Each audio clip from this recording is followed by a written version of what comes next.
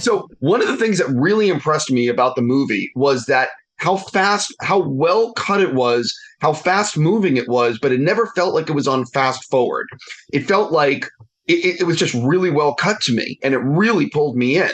Can you talk about finding the film in the editing room, and finding that pace that you wanted to deliver the story? I thought it's quite early on when people would say, "What's this Hypnotic?" And I would just say, "It's Hitchcock on steroids." What I meant really was the pace. I thought, Hitchcock films were older films, and I thought I would love to bring like a relentless pace to a thriller. I think that would be really fun. But then also because of the COVID shutdowns, we had so little time to shoot this thing. It was shot like mariachi almost. Like I couldn't make some of those shots any longer. We had to go really tight. So I had to be very economical.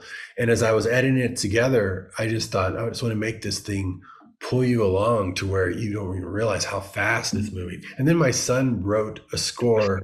It was not a thriller type score necessarily like a Hitchcock thriller. He made it much more propulsive. It's very propulsive. So I think the mix of the music and the edits makes it feel like it's grabbing you like this and pulling you through. So I think that it was that combination of the sound and the picture edits.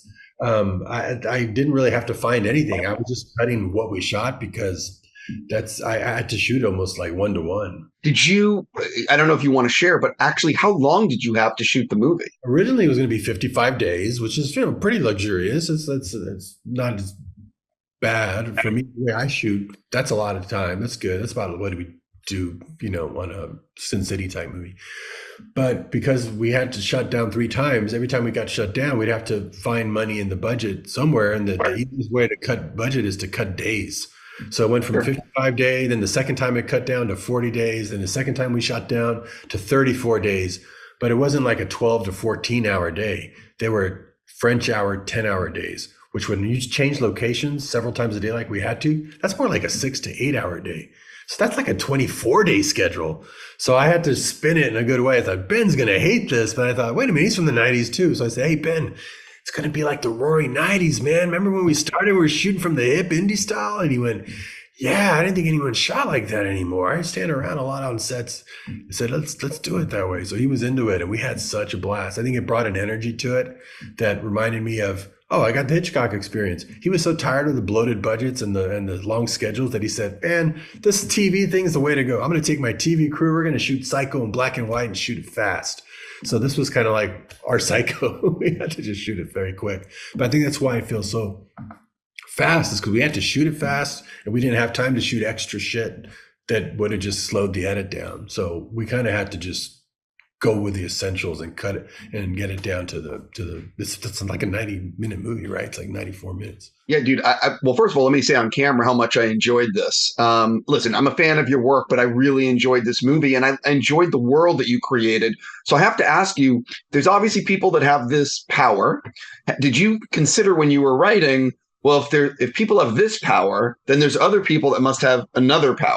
Yeah, I mean, I loved I thought it could easily be a TV series. It could be like a series of movies. I thought the idea was really big. And one of my secrets I've, kind of without realizing it early on was if you have a small or medium-sized budget, don't come up with a small idea for it or a medium-sized idea. Always come up with a really big idea.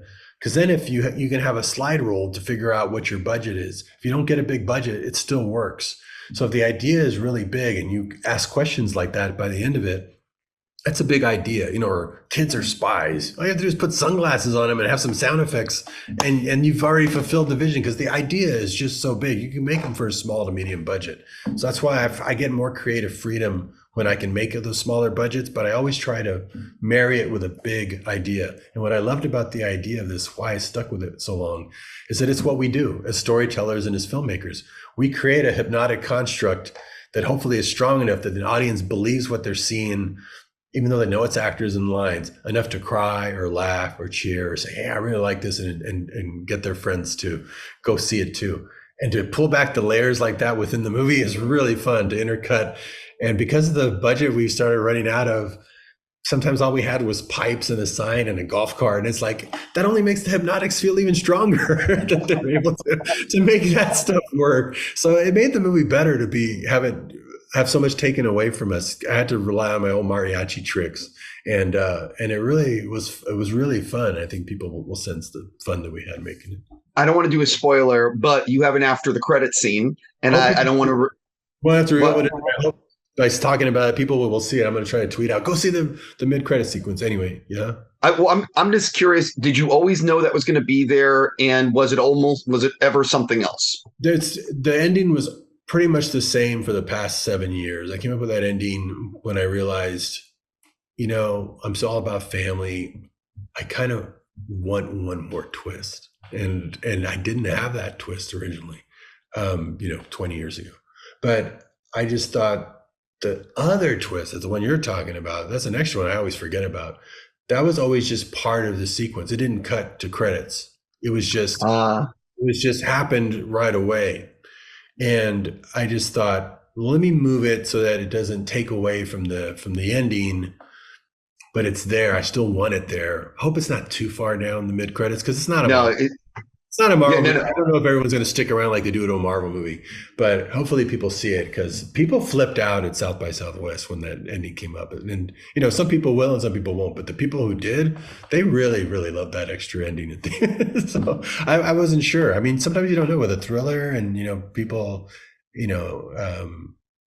people are going to always have different reactions, right? So it's like, which is the right one? I usually tend to go with the thing that I like most, because then it's true to at least somebody. And I think other people will respond to that. And those who don't, you're never going to win everybody over. But I wanted it in there somewhere because I thought it was cool, and it was such a $2 trick. I mean, it's such a netted trick. It's a netted trick that I did it with my iPhone to show the actors what we were doing, and they couldn't believe what they were seeing. They thought they were seeing things. I go, this is like the Hitchcock method. No visual effects needed. It's just a sleight of hand trick. That's what most of the movie is. My favorite sequences are just $2 edits. And the editing was so fun to do. I had such a blast editing. I edited like in 3 weeks. That's how much fun I was having. I was just like, boom, boom, boom. I wanted to see how each scene ended. And so many just fun tricks that you can do with no dollars. No, man, like I said, I really enjoyed it. And I have like a minute or two left. I want to hit you up really fast with a few questions. As a fan of your work, I know the writer's strike is going on right now, but do you think you're going to be filming anything this year? Could be. I mean, I have something that we're hoping goes at the end of the year, but I needed to turn in another draft. So I don't know how long that's going to take.